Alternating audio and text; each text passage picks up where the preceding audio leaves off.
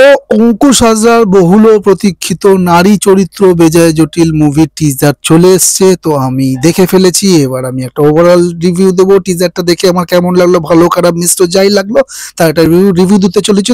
চলো ইন্ট্রোটা দিয়ে নি। তো হ্যালো ফ্রেন্ডস, দিস ইজ জিসুয়া, তোমরা আছো চলো রিভিউ করে চ্যানেল। তোমাদের সকলকে স্বাগত। যারা এখনো পর্যন্ত সাবস্ক্রাইব করোনি আমার চ্যানেলটা, প্লিজ সাবস্ক্রাইব করো আর পাশে থাকা বেল আইকনটা প্রেস করে নোটিফিকেশনটা অন করে দাও, যাতে করে আমি যখনই রিভিউ করি তোমাদের মিস না যায় সেই রিভিউ। তো চলো ইন্ট্রো দিয়ে আসছি।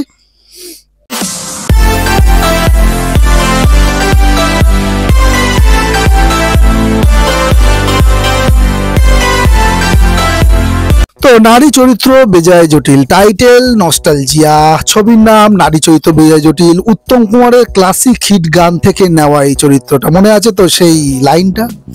এটি দর্শকদের মধ্যে দ্রুত নস্টালজিয়া এবং কৌতূহল জাগিয়ে তোলে এবং ছবিটি সম্পর্কে একটি ইতিবাচক বাস্তব তৈরি করতে সাহায্য করে। নতুন জনরা বলতে গেলে পরিচালক জুটি সুমিত সাহিল মির্জার মতো একটা অ্যাকশন ছবির পর এবার কমেডি ফ্যামিলি এন্টারটেইনমেন্ট জনরায় আসছেন। এই ট্রানজিশন প্রমাণ করে যে তারা ভিন্ন ধরনের গল্প বলার ঝুঁকি নিচ্ছেন, যা দর্শকদের কাছে নতুনত্ব নিয়ে আসবে। অঙ্কুশ ঐন্দ্রিলার জুটি তো আমরা জানি, অনস্ক্রিন ও অফস্ক্রিনে অঙ্কুশ হাজরা এবং ঐন্দ্রিলা সেনের রিয়েল লাইফ জুটি এবং অনস্ক্রিন কেমিস্ট্রি দর্শকদের কাছে খুবই জনপ্রিয়। তাদের উপস্থিতি ছবির প্রধান আকর্ষণ, যা নিশ্চিতভাবে বক্স অফিসে দর্শকদের টানবে বলে আমার বিশ্বাস। টিজারে হালকা মেজাজ এবং প্লটের আওয়াজ থেকে বোঝা যাচ্ছে এটি একটি আদ্যপান্ত পারিবারিক কমেডি ড্রামা হতে চলেছে, যা পরিবারের সকল সদস্য একসাথে বসে উপভোগ করতে পারবে।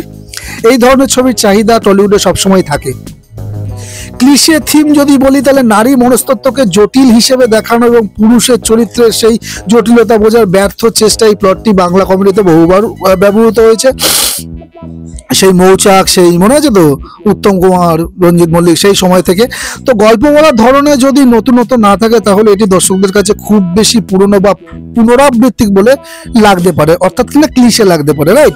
যে প্রি টিজারটি মুক্তি পেয়েছে তাতে ছবির গল্পে কোনো শক্তিশালী ঝলক বা আকর্ষণীয় কমেডি পাঁচলাইন সেভাবে তুলে ধরা হয়নি। শুধুমাত্র টাইটেল অ্যানাউন্সমেন্ট এবং অভিনেতাদের সামান্য ইন্ট্রোডাকশন যথেষ্ট নাও হতে পারে ফুল ট্রেলারের আগে দর্শকদের মনোযোগ ধরে রাখার জন্য। তো ট্রেলারের দিকে তো আমরা সবাই এখন মুখিয়ে আছি, তো ট্রেলারটা কেমন হয় এবং কবে রিলিজ করে সেটা দেখতে হবে।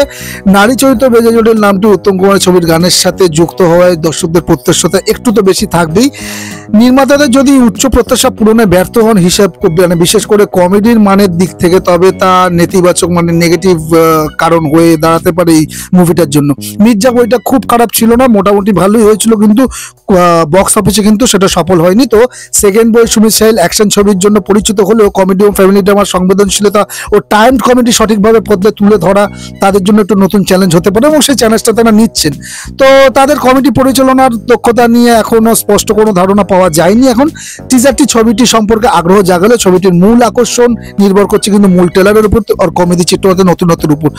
তো এই ছিল আমার নারী চরিত্র বেজায় জটিল মুভির যে টিজারটা বেরিয়েছে সেটা নিয়ে। তো ট্রেলারের অপেক্ষায় থাকছি, তাই এর বেশি আর আমি ডিটেলস দিতে পারছি না।